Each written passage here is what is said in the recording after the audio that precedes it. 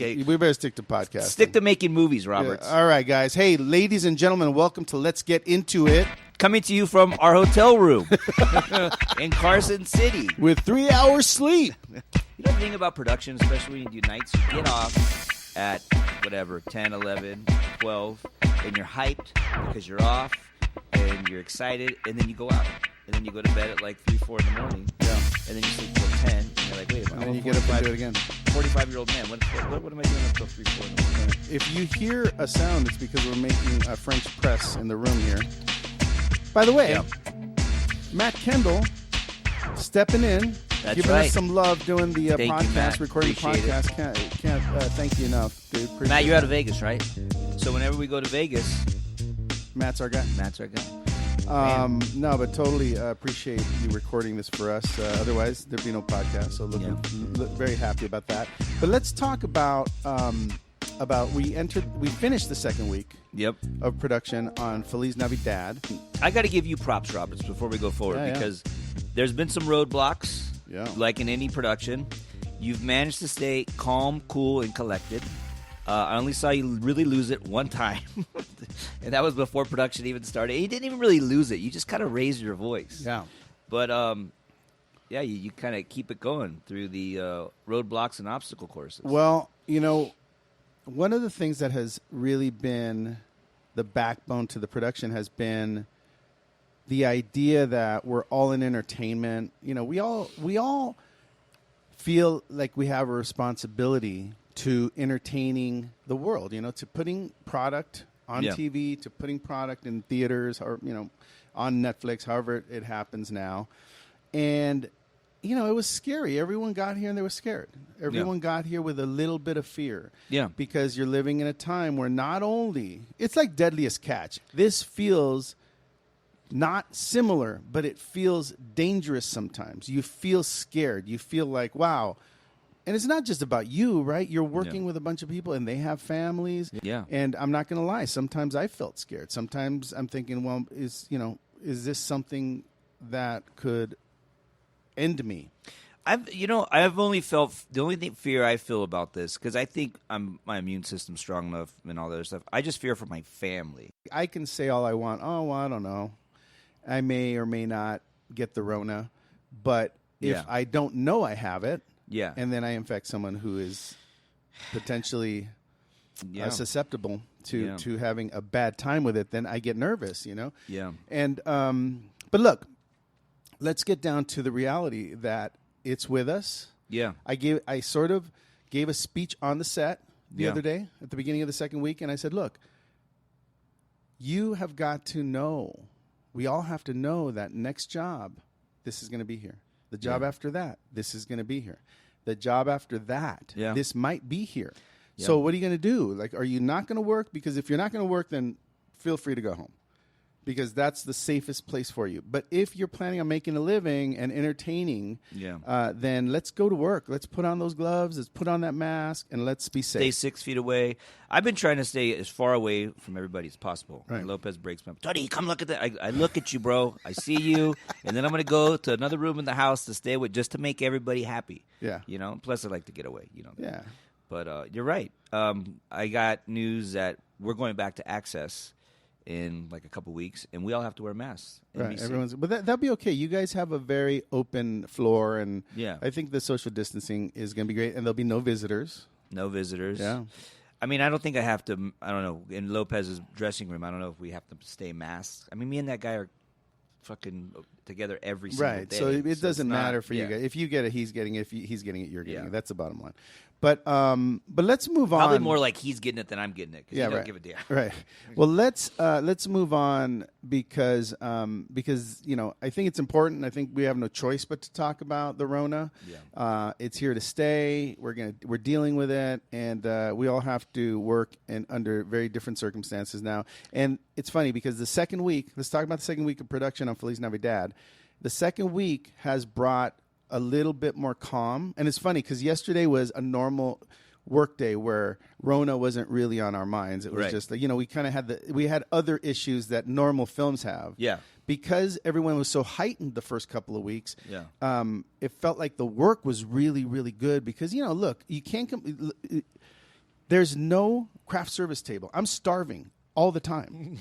I'm not kidding. I mean, obviously, I'm not going to die, but I want a snack. Yeah. And there's nowhere to get it. Yeah. I want water. I wonder. I want water. That's my hardest thing is the water. Yeah, and I'm trying to figure out. Yeah, no one can hand you a water. There can't be communal bottles of water because if you leave a bottle and you forget and then you grab someone else's bottle, you can't do that. So you almost have to bring your own water bottle. Yeah, you really do. And I had mine, but I lost it. But yeah. So look, again, last week when we talked about this, I think we really had no idea what we're talking about. It was all sort of, wish fulfillment. This is all going to go away, or this is going to be whatever it is. But this week, it's setting in that it's something that we have to deal with, and different people deal with it different ways. But when you come to a workplace, you got to deal with it the way the world deals with it, and you got to put on a mask. In China, they've been wearing those masks for how many decades now?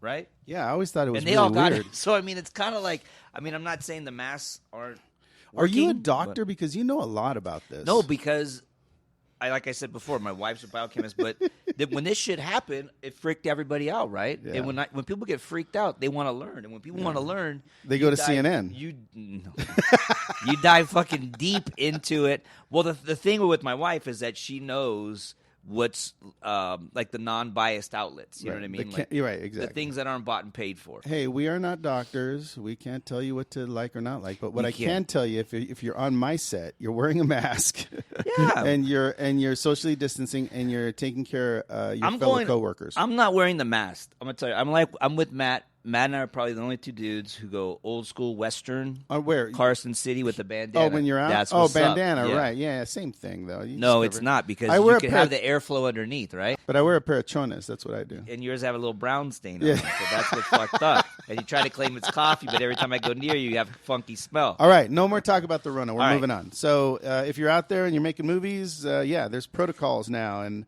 if you want to see mine, send me a text. You know what was interesting, though?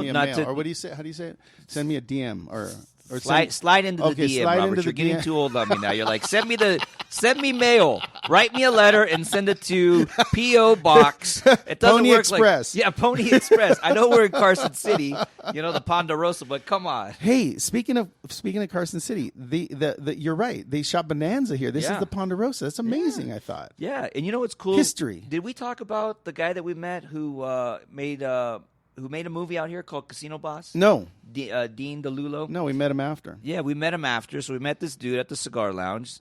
Cool guy. He took us to dinner.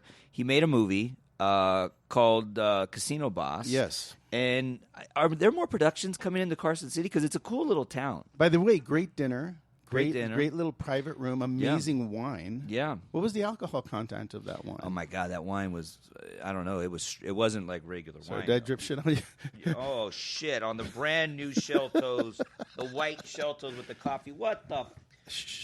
All right. You need something to wipe it with? It's all right. I got it. Don't worry about it. All right, sorry.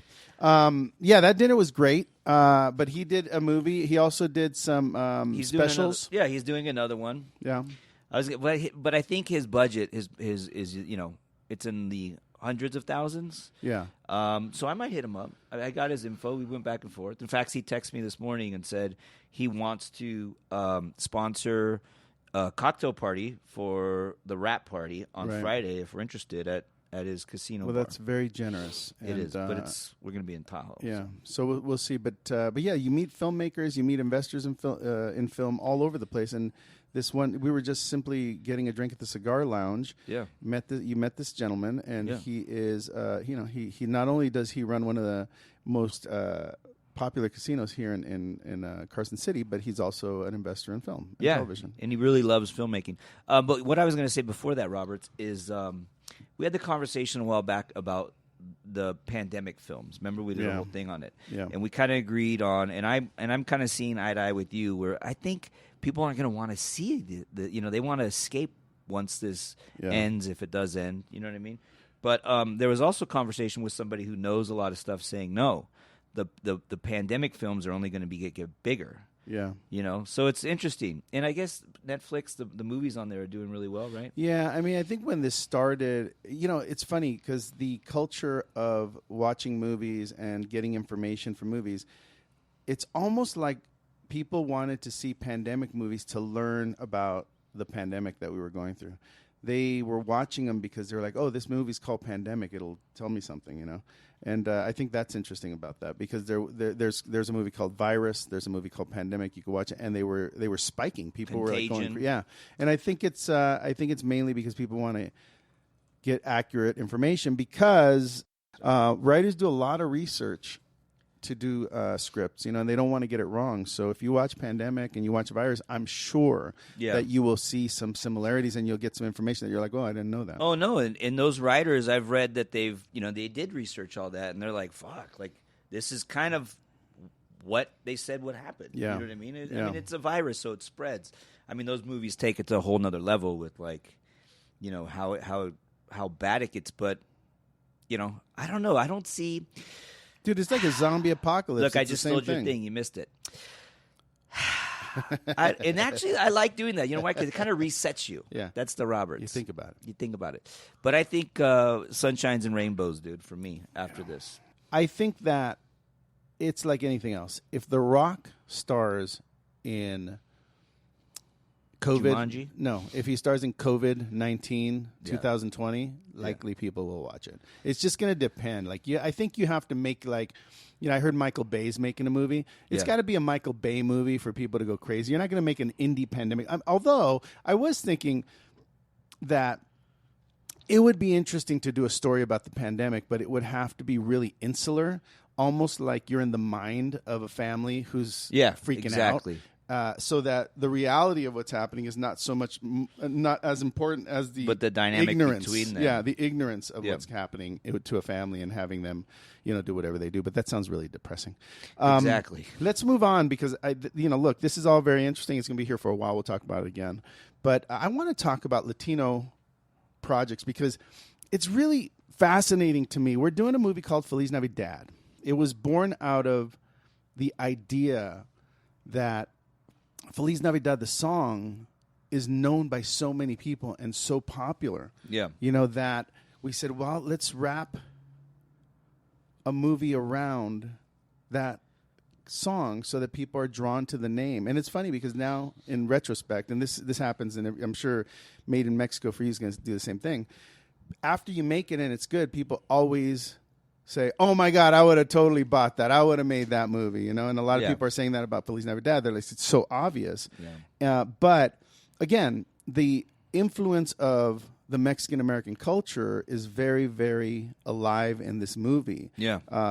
From the music to the style. To the dialogue, obviously. To the dialogue, which is very authentic in terms of where Mario grew up, where I grew up, where you grew up. Yeah. These people in this movie are people that we knew, people that we know. And the vernacular of, like, Frankie Quinones' character, whose name is Jesse, is like a guy that we grew up with. Yeah, yeah. And I love that about this movie. And even Paulina Chavez, who is very connected to her Mexican-American roots. Yeah. She speaks perfect Spanish. She sings mariachi music. She loves boleros. You know, her feel and influence is exactly what we want this movie to feel like. And, you know, and also it's, you know, we got Paula Hart producing. We've got Melissa directing. She's a really good director. Melissa Joan Hart's directing, and she's amazing. And I love that they've embraced the Mexican-American storyline, you know, and you need that. You can't have someone just wanting to make a movie. You have to have someone that's willing to go like, oh, I see what you're saying.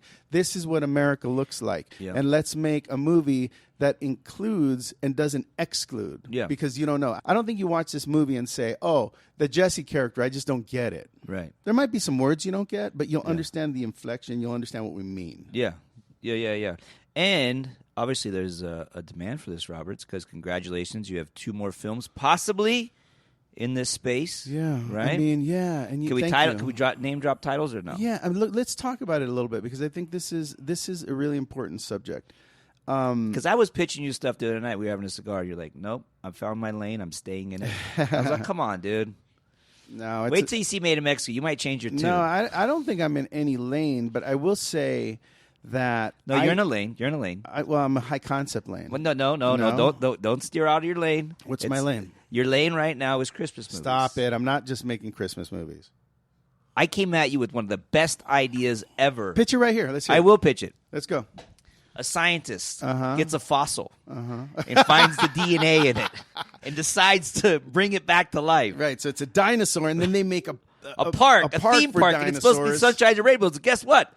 They escape and go after people and start killing them. That's a high concept pitch. If you pitched that and it didn't exist, there's no way in the world that didn't get made. No way in the world. If I pitched that, people would tell me to leave. What are you talking about? No. They would be like, oh, my God, that's unbelievable. That's a great idea. But anyway, let's talk about this. I am not in a lane in terms of genre, but I'm definitely in a lane where I think I am really all of the ideas and all the things I'm attracted to have some connection to my upbringing, have some connection to my culture. Because, and it's funny too, because I'd say I want to say this because I think it's important.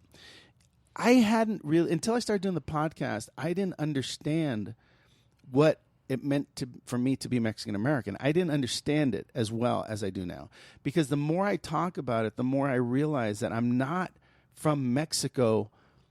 I wasn't born there. Yeah. I don't know all of the traditions. I don't know all of the, I dated a Mexican girl for a while from Mexico. This was years ago before I met my wife. And I just didn't understand the culture well enough for her and I to communicate well. Even though I spoke Spanish, there was things and inflections and conversation points and jokes that I just couldn't connect with, right? Yeah. So when I started doing the podcast and we were talking more and more about how I changed my name and how I feel about making movies that are Latino and all that, I started to realize that Latino movies or Latinx movies or whatever you want to call it, or the Expanding Universe of Ashley Garcia, these shows, this movie, Feliz NaviDAD, Rick Najera's next movie, which we developed together with Paula Hart, which is called Making Spirits. All of these films come from a Mexican-American standpoint, and it's very different. Yeah. Because I'm personally not saying in my statement, I'm not saying that, hey, look how Mexican I am or look how connected I am to my roots. In fact, I'm saying the opposite. I'm saying that I'm not 100% connected to what that Mexican storyline is, but I am very connected to what my DNA is. Yeah. I'm connected to who I am in my DNA. I know that I'm Mexican. I know that I have that in me, but my culture and what I do and the stories I want to tell come from the point of view from America, and that's really interesting. It comes from a Mexican American culture, from a Mexican American point of view. It's a Mexican American culture. So when you watch Feliz NaviDAD, you're going to see the colors of America, and you're going to see traditions that we brought in that are not exactly all of it, but they're little pieces of it. You know? I think a lot of times filmmakers or whoever may be, they try to capture it, but they try to go sometimes too Mexican with Mexican-American actors, and it turns off a lot of Mexican audience. Mexican audience knows their audience. So when they're watching a Mexican-American movie, they're expecting to see something different like you're producing with like Lopez, where he talks in English, he's Americanized, but then he'll also talk in Spanish when need be because he's communicating with somebody. That's a Mexican-American. And you look, I'll go even more specific, when it comes to food, we all like Mexican food, right? There are things in the Mexican culture that I won't eat. It's not really like what? Like I won't eat sesos, which is brain. I won't eat menudo. I like menudo, even though it's the stomach, right? We got to go to the place across the street. Right. That place is amazing. But there's a lot of things that are Mexican like tongue. I won't eat tongue. Some people do. Lengua? Yeah, I think Mario does. I don't eat tongue. I'm not crazy about it. It's not. It's just that my mom didn't make it a lot, so I didn't grow up with it. Now, does that not make me does that make me not Mexican that I don't like tongue? Makes you pocho, dude. It makes me Mexican American. No, but anyway, my point is that we're all different, but the thing that connects us is that we're in the United States. We were born here.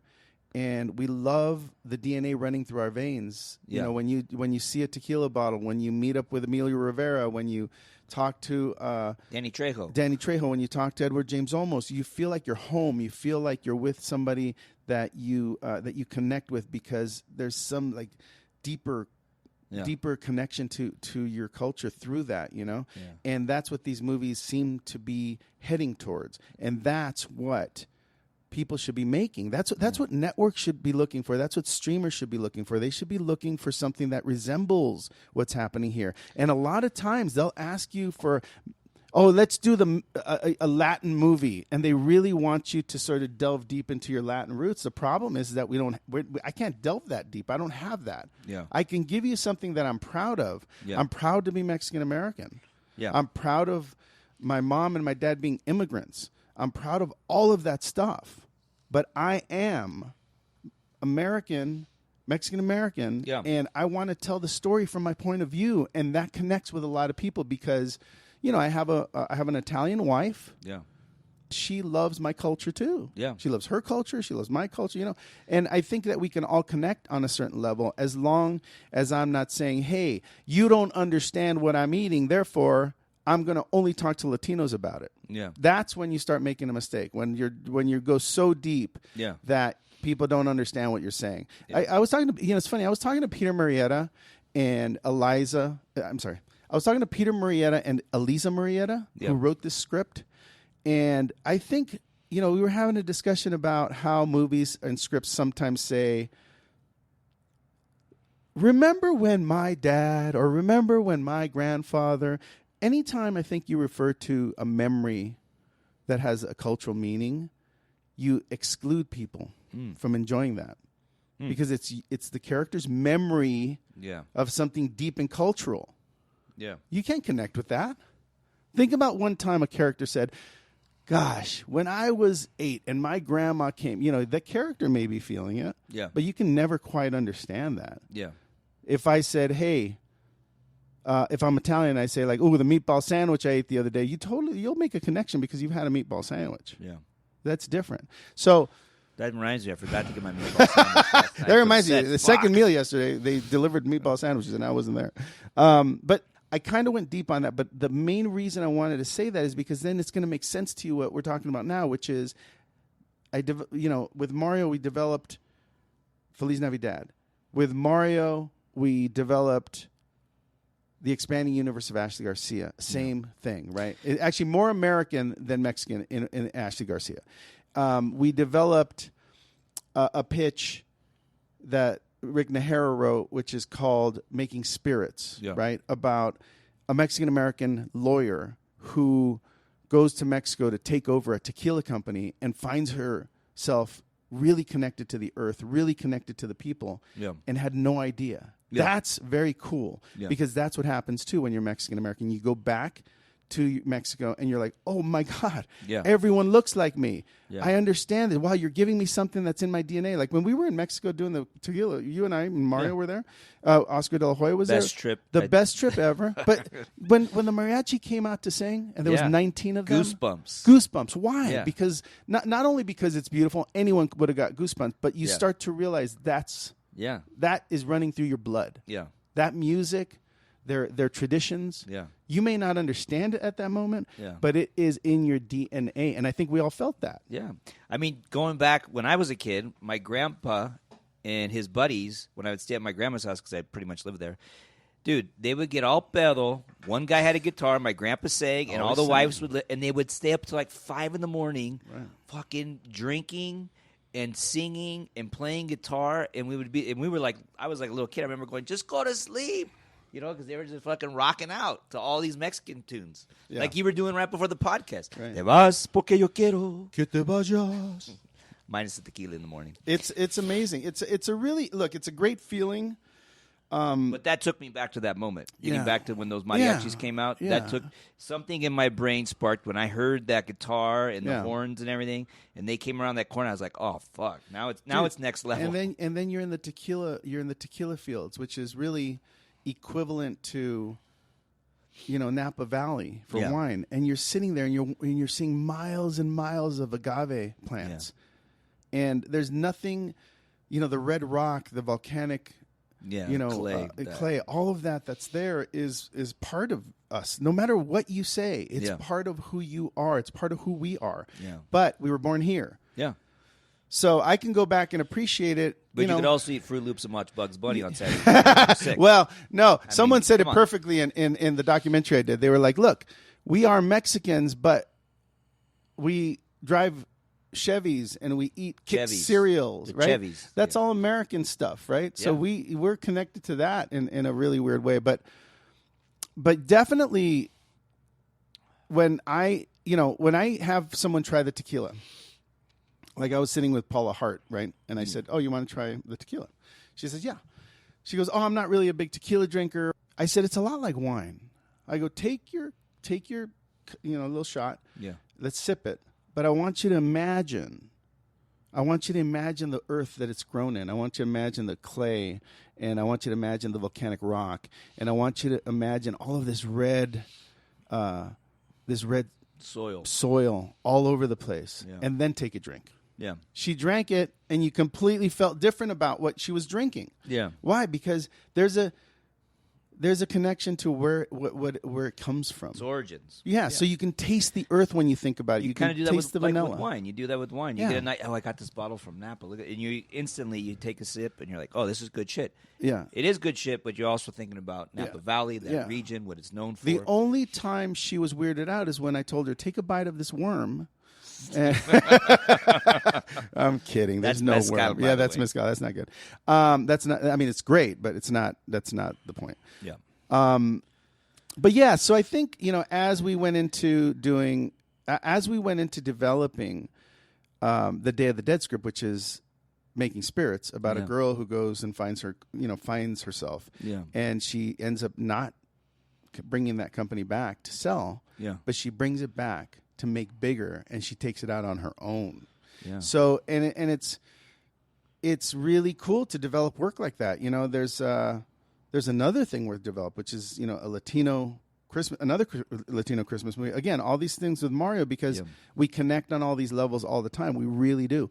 And that next thing is again with another Latina writer, and she is Mexican American. Yeah. And I don't want to mention all that yet because we're not deep into it, but a lot of good stuff coming. Yeah. And I feel comfortable knowing that this should be a genre. This should be something that people are committed to doing. And I'm talking about Netflix. I'm talking about Amazon. Yeah. This is what they should be doing. Why? Because this is what the majority of us are. Yeah. The majority of us are not, full-on Mexican lifestyle here. No. Yeah. So I want to stress that there's a beauty in having two cultures and being part of two things, and being and exploring those your journeys. Your journeys are not only where your parents were from, but the journey that you're on right now, and that makes these stories really relatable. Yeah. All right. So I was on my soapbox. That was pretty good, Roberts. Did he convince you, Mike? I'm pretty convinced. All right. Anyway. So I think that's something that people should be committed to doing. Absolutely, and being out here in Carson City in Nevada, it feels good to be out here working and doing a movie. Do they do a lot of movies here in Carson? Dude, I'm sure a ton. Yeah, I mean it's a cute little town. Like where we've been shooting those old houses and stuff, you could do so much. Dude, they're like from 1800s, turn of the century. Hey, what about? Another thing that was really cool, we've been having a nice time here in Nevada, and the governor came out and said hello because we were shooting across the street from the governor's house. Yeah, that was cool. He came out, brought us 50 masks. Yeah. And little coins. Little coins. Really very generous, but they're happy to have us, and we're happy to be here. So it's been an amazing thing. Hey, what's going on with Made in Mexico? Any progress with that? Yeah, I got an email the other day from Alarcon with a bunch of drone footage that he pulled offline that we need to replicate, or I need to buy it. You know what I mean? So yeah. Oh, this is a good thing to talk about. So when we did Water and Power, and I think even Almaraz, we licensed drone footage. It had already been shot, and I'm talking about $300. It depends because some people like you and I just go out and shoot stuff. They'll get their drone and they'll go all over downtown LA. They'll go out all over East LA, Hollywood, and they'll have it there and they'll put it out there. And sometimes they'll negotiate. I think originally they wanted like $800 for this beautiful shot of 4th of July. Yeah. From the top of like one of the mountains, like over near the observatory, and you can see the entire city just slow-mo. Yeah. Fireworks everywhere, and they wanted 1,000 or 800. And we ended up getting it down to like 150, 200. See, they're just filmmakers. They're out there, they want to sell their stuff. Yeah, so. I get it, but something's better than nothing. Because at the end of the day, depending on your budget. That's right. Yeah, if you have a movie that you only spent a certain amount of money and it's very low, then they're going to work with you for sure. Yeah. Or you could at least ask. Well, we're going to have a couple guys try to replicate. Yeah. And then if they can't do it, because the stuff that Alarcon used was really good. So and you can't find out. Does he not know where he got it? That I don't know, but because the email went out last week, and they were gonna, I gave them like a week. In fact, yesterday I emailed everybody or text chained everybody and said, "Hey, what's going on with the footage? Did we get this guy Fernando? Is he going to shoot it?" And he said he wouldn't even charge us. He has a drone. He just wants it. He wants the footage for, I guess, like his portfolio. Well, if you shoot something or hire someone to shoot something, you could always make that available to others as well.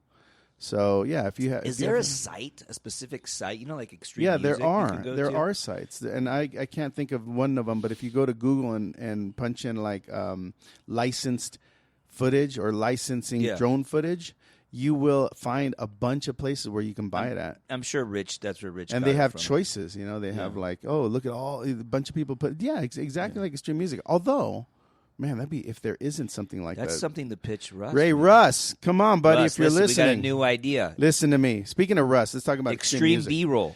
Extreme B-roll. Yep. Hey, Russ, we just copyrighted that. I don't want you to steal it. Don't be stealing, Russ. We love Russ you. Emanuel from extrememusic.com. So let's talk about extrememusic.com for a second. This is going to be really interesting, okay? Because Joel High is our music supervisor in this movie, Feliz NaviDAD. We have a ton of music in it. And I had a conversation with A&E, who owns Lifetime, which we're making the movie for, and it was their music department. Yeah. And we were talking, and they were like, we really want to get the Latin feel into this, just like you guys want.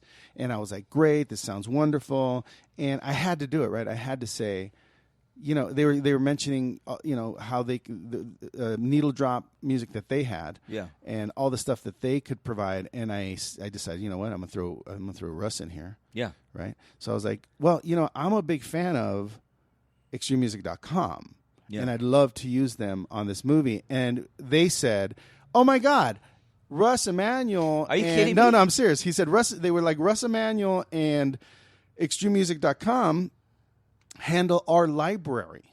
Oh, wow. So she was like, anything you want from there, we have a deal, or we will make a deal, or whatever it is, with Russ. So Russ going to be all over our movie, which is exciting because, we're friends. And all over my movie. He cares all over your movie. Yep.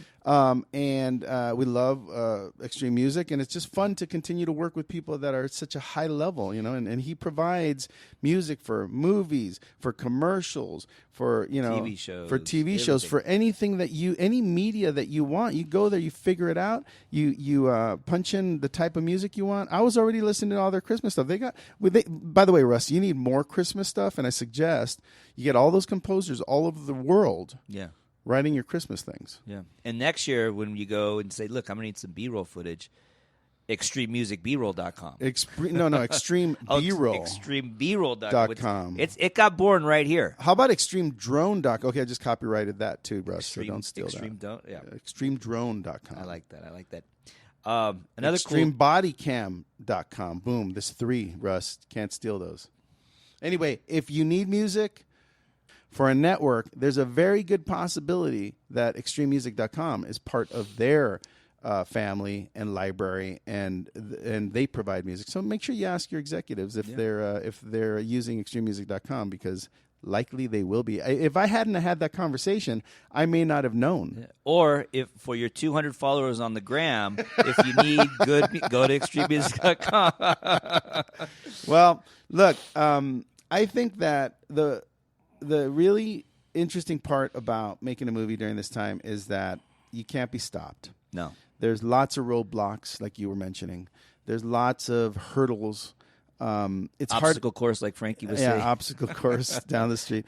There's a lot of hurdles, and you've got to find a way to get through them. I mean, I'm not going to lie. I think over the past 3 weeks, there were moments when I just was wondering, why do I do this? Like, what is the point? Yeah. And then there's elation on other days where I'm like, this is the most incredible job you could ever have. Yeah. Is forcing each day of production into existence, because really that's what has to happen. You know, no one. It's funny. You're sitting out there in a meeting about Corona and about testing and about all this stuff, and deep inside of everybody, and I can see it on their face. Deep inside of everybody, no one wants to stop.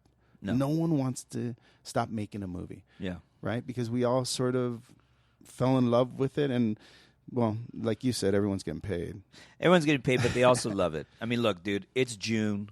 We're here in Nevada. Making a Christmas movie in the middle of summer. So when you decorate the set and you're looking at the monitor and you see the Christmas trees and all that shit, you're like, movie magic, baby. Hey, let me just say, I know we're massive on Christmas here, but Tony, the guy who handles our props and all the stuff that was on stage, you know, it was funny because we were sitting there and we had to have cookies and baking and stuff. And, you know, look, I understand what a Mexican table looks like or a Mexican-American Christmas table looks like. Not everyone does. Like, that's not an easy thing to figure out. So I had to go print a picture of a table with Mexican food on it, because on Christmas Eve it's like Thanksgiving for us, right? We have a huge meal. We invite people over. It's a big party. You do the Mexican turkey? We did the Mexican turkey. We do the Mexican turkey. We had chickens because there's no turkey available. Yeah. But we had two chickens on the table. Put a bunch of pepper on it. Yeah, and we had pozole, right, which is delicious.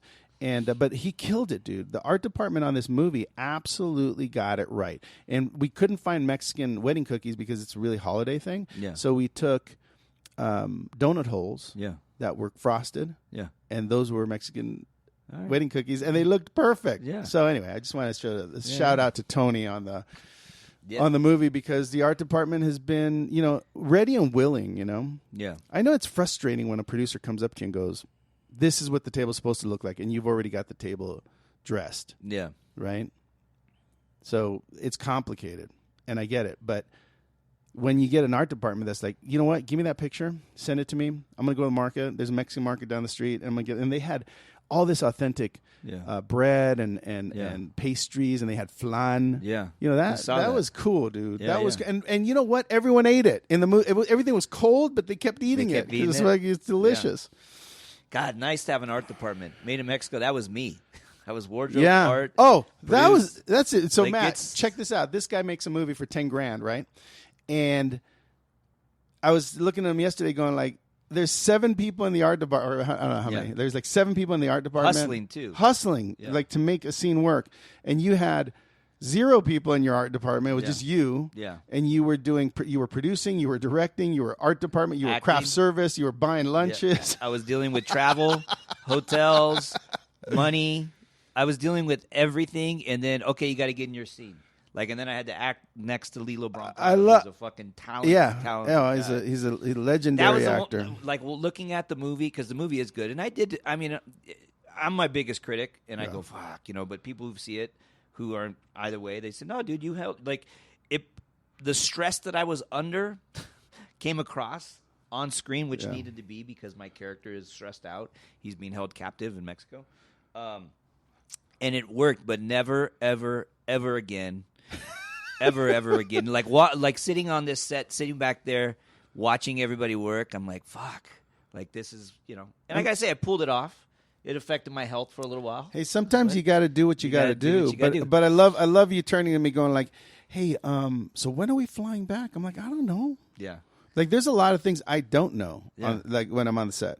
I have no idea when we're eating. I have no idea what, you know, unless I ordered my own lunch, but I don't know what everyone else. I don't know when it's showing up. Yeah. I mean, there's certain things that I do know, but there are a bunch of things that are being handled by Gemma, by other people on the show that I literally am like, I've got to ask somebody. But with that said, there is something liberating about making a small movie where you have full control over. You know what I mean? Yeah. I just needed more help. And I did, you know, look, I wasn't completely on an island on my own. There were people there to help me, but sometimes I'm dealing with so much in my head that I'm trying to explain what I need, but yet maybe they're not getting it, and I'm like, let me just do it. I'll just do it. Yeah. Like, you've been on a lot of sets. We've all been on a lot of sets. What is it that you see? Have you learned anything from watching someone as great as Melissa Joan Hart, who's been in television since she was 3 years old, watching Mario, who's been in television since he was a kid, watching Paula Hart, who directed hundreds of hours of television and movies in France and in Italy. I mean, she's a producer that's done a ton of stuff. So you're watching these guys work and do their thing. And, of course, me. Yeah.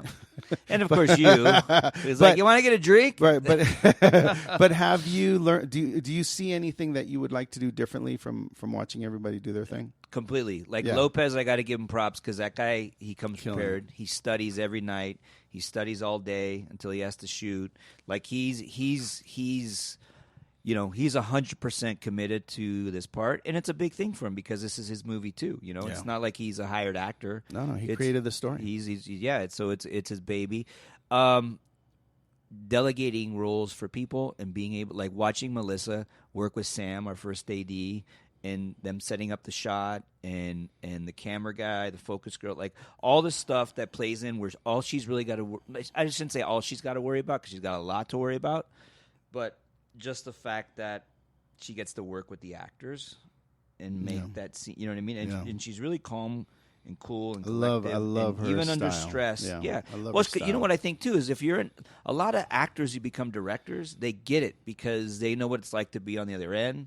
They know the anxiety that's felt there. They know like the blankness in the eyes when the actor fucking forgets their line. You know what I mean? And it's a big deal, but it's not a big deal. But she knows how to get those people into that role, and she's really talented acting. That scene she did with Lopez was good. So delegating, finding people that you could work with. Yeah.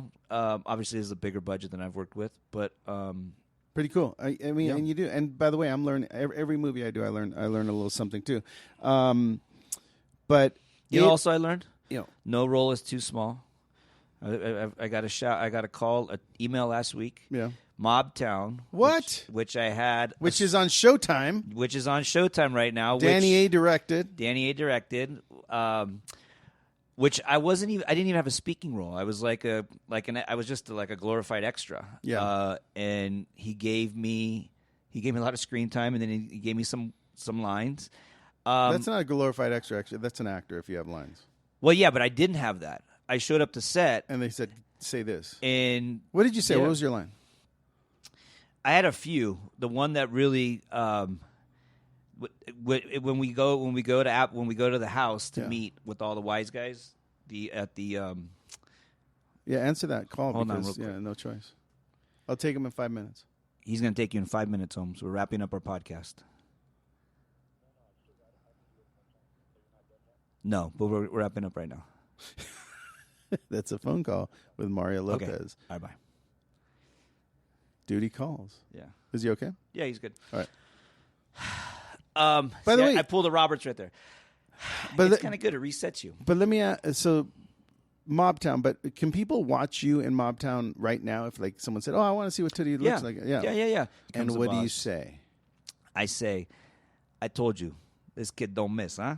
Hey, that's pretty good, dude. What did I tell you? This kid, you don't miss, huh? Hey, very impressed. Is that how you said it?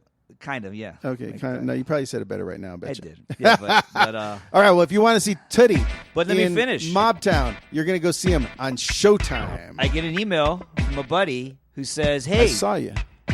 My friend's making a movie. You're in that Mobtown movie that's on Showtime right now, right? Pretty good." And I said, "I am." He said he wants to cast you in his amazing. movie. And I said, "Really?" He goes, "Yeah. He's going to reach out to you next week." I said, "Is it paid?" He goes, "Yeah." So I don't know how much. Do those roles, man. Lilo Brancato style. All right. Well, congratulations. Go check out Mobtown with Tootie. His name's Rod Rinks, so you're probably going to see Rod Rinks in the credits. Yeah. And I think we covered a lot of ground today. I think want to thank Matt for hooking us up today. Really appreciate it. Well, the next podcast will be when we're finished with Feliz NaviDAD. Yeah. So looking forward to that, and you guys keep pushing through the roadblocks and get your movies made. Keep writing. It's all coming back. Here we go. Yeah. We're the first movie out, but there's a lot of movies coming behind us. So looking forward to going back. I know Access is going back. Everyone's going back to work. So get your projects ready and get ready to pitch. And thank you for being with us on Let's Get Into It. See you next time. It's not bad, Roberts. That's right.